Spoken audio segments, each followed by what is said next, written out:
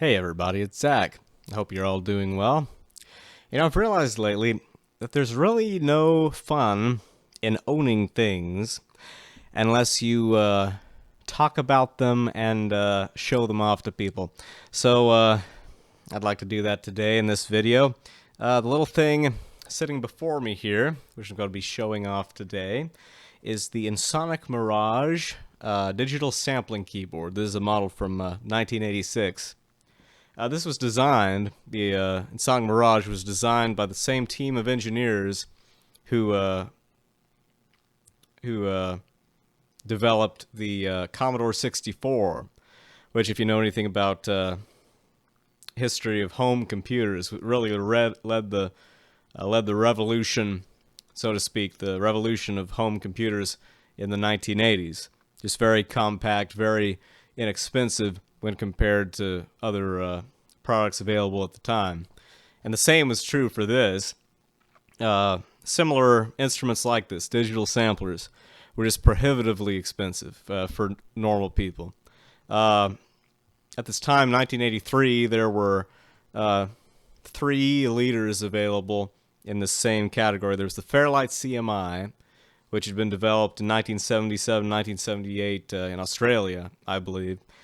And those models, they cost from between $25,000 and $30,000. Now, those were easier to use by far, but $25,000, $30,000, that comes to about the price of, judging for inflation, for a house today, $200,000, $300,000. Crazy expensive. Another one was the New England Digital's Synclavier 2. And it was also very expensive, 25, 30. Well, you could get models from between $25,000 and $200,000. They had different configurations of hardware. Very impressive instrument, though. That was used in the scoring of movies like Flight of the Navigator by one man. Very, very impressive instrument.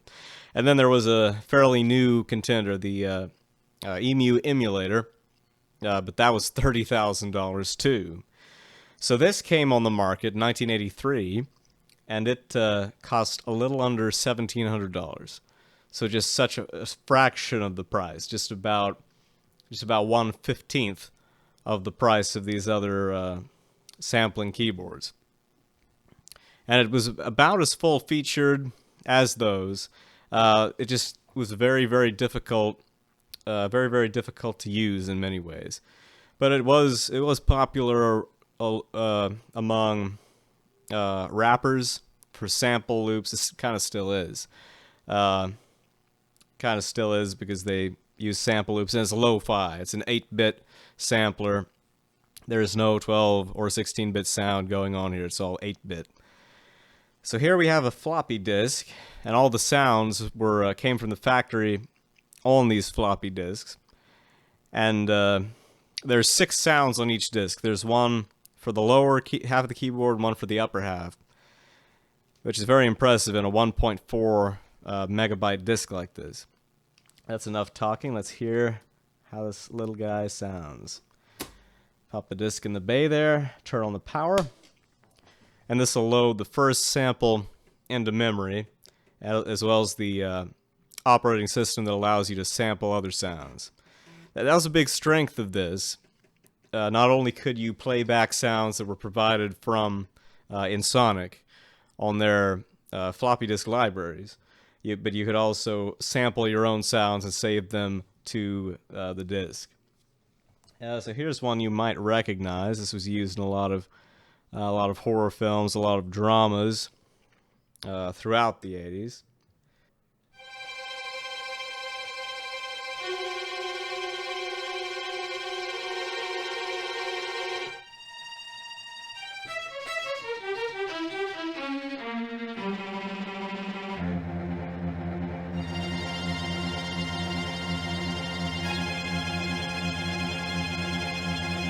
As far as I know, this was used in the production of Phantom of the Opera in 1986. The scene where the chandelier falls, I believe, uses this exact same patch. And the overture uses an organ patch from this keyboard as well. But as I was saying, another strength of this was being able to record your own sounds, sample your own sounds into memory, and then manipulate them, like loop them, split them, play them back at different speeds. And for this reason, I've connected this microphone to the unit here, and this is how you sample a sound on the Mirage. Press the upper, because we're sampling the upper sound.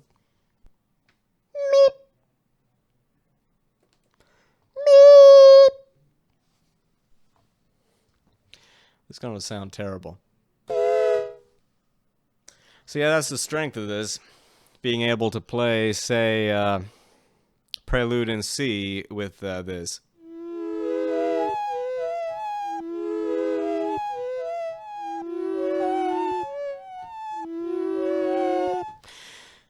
Yeah, so big strength of that. Also percussion sounds, a lot of percussion sounds were sampled into these. There's a lot more you can do with this, but this, again, is a little hard to work with. I usually use the stock sounds, just because they're very, crunchy, iconic, I don't know what you'd call it. It's very nice, but let me do something I've wanted to do here. Just sample upper and just do this. Just kind of.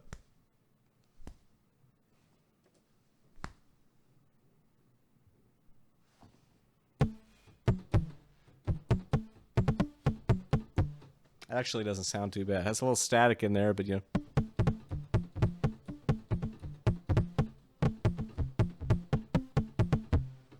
Very nice little background, something like, see this? I didn't record a bass. Let's record that to the lower.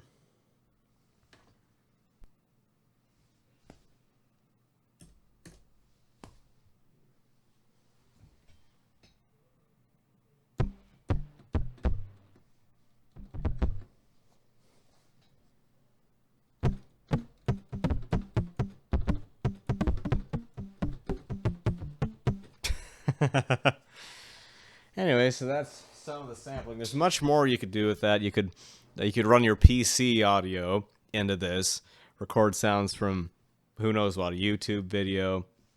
It can record sounds a little bit longer, probably about 3 seconds, a little bit longer than I've recorded there. Let's try this. Me. Me.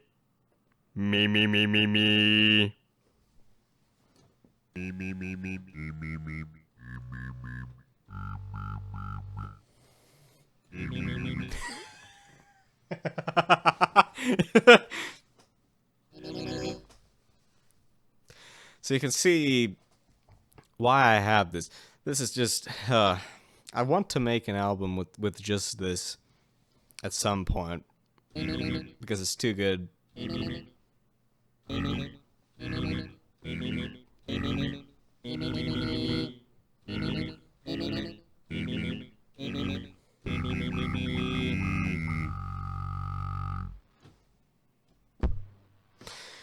Oh boy. Okay, that's enough of that. So, this is a very flexible machine, and like I said, there's on this disc, along with the sounds, there is an operating system that allows you to sample the sounds just like I've done there. But this is a very flexible piece of hardware because the operating system is not built into it. It's not flashed to a chip. It's loaded when you load the floppy disk. So there was another operating system for this made that just made it even more like the synclavier, because the synclavier could be a wavetable synth, which is a synthesizer that uses a library of waveforms, like wave shapes in sound, that you can clip parts out of and use that for the sound and loop just that part. Many different things you can do with a wavetable synthesizer, and this is a Triton sound process. It's a copy of an older disc, which these aren't available anymore. Unfortunately, they used to be sold by I believe it was Centaur. Centaur used to sell these. I was able to find these on eBay about a year ago. So, and not only does it have the operating system for wavetable synthesis, it also has 7 sound disks. So with patches already programmed, patches and programs already programmed on them. A big library of sound, much even larger than the than Ensoniq's own sound library. So let's load. I'll turn this off and turn it back on again, and it will load into the sound process, Trident sound process system disk.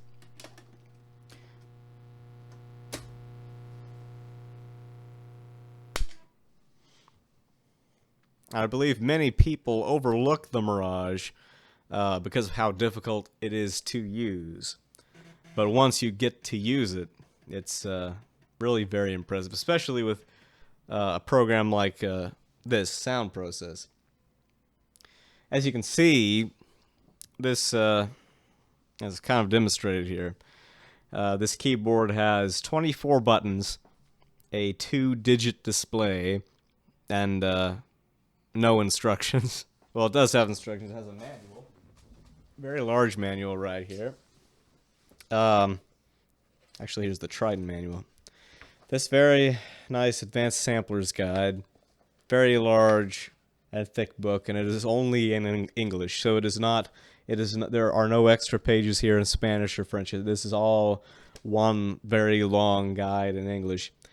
That's very helpful. But here we have the manual for sound process.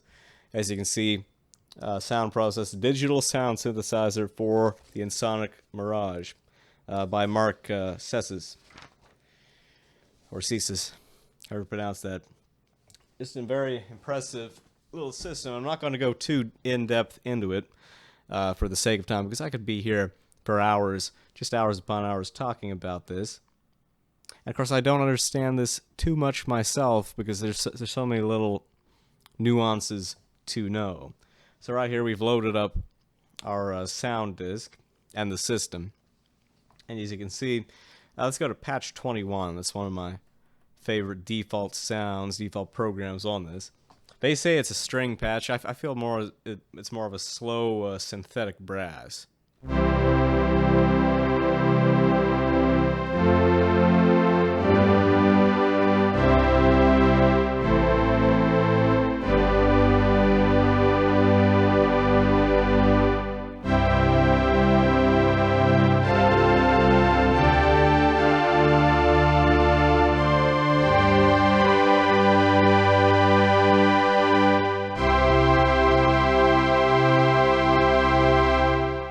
But what we can do, and I'll have to consult the manual on how to do it, because there are many things to remember. Okay, I think I'm on the right track now. See, this was going to be, Zach shows you how to use the Ensoniq Mirage, and instead it's turned into Zach learns how to use the Ensoniq Mirage, so you can learn from his mistakes. Okay, now we go here, and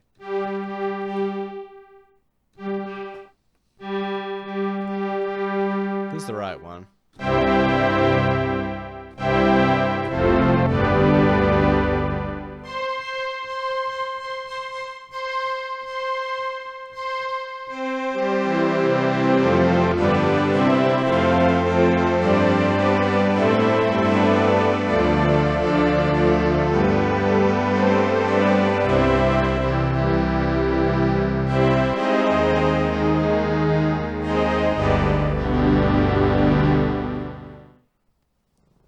Okay, so that's the waveform for oscillator A of the oscillator pair 1.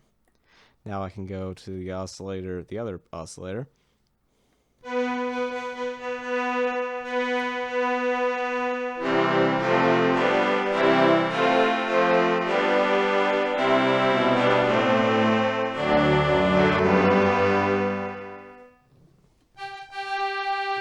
Now I can go go to the completely the next oscillator pair. And I can change.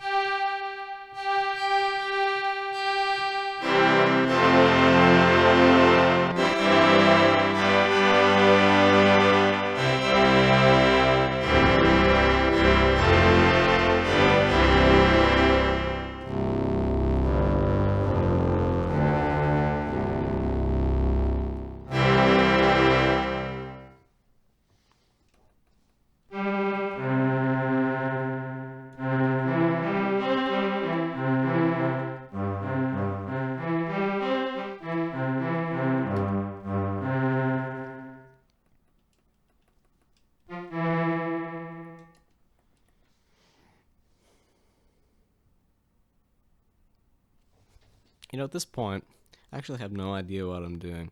I think I've just invented the Baldwin theater organ.